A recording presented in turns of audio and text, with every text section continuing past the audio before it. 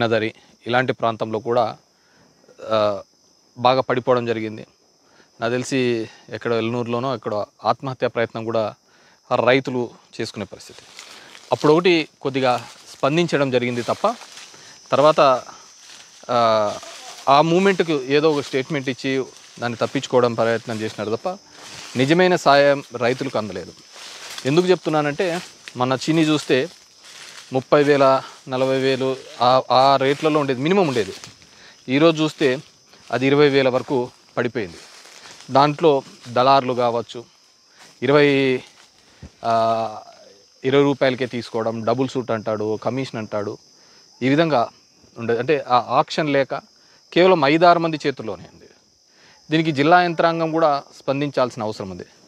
So ఆ చర్యలు కూడా చేయటం లేదు. ఎందుకంటే కేవలం ఒకరిని కక్ష సాధింపు చర్యలో భాగంగా అవి చేస్తాము ఇవి చేస్తాము పేపర్లకు హైలైట్ అయిదామనే పద్ధతిని చూస్తున్నారు తప్ప ఒక రైతాంగం, ఇంతమంది రైతాంగం ఇబ్బంది పడుతున్నారని ఎక్కడే కానీ లేదు.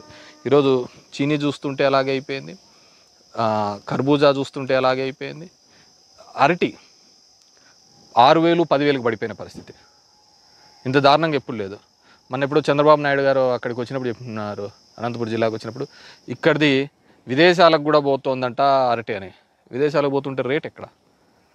కేవలం 4-5 మంది బ్రోకర్ల చేతిలో పడి ఈరోజు రైతాంగం అంతా ఇబ్బంది పడే పరిస్థితి ఉంది. ఆ ఎంఎస్పి కూడా లేని పరిస్థితి, గ్రౌండ్నట్ కూడా అదే పద్ధతిలో ఉంది.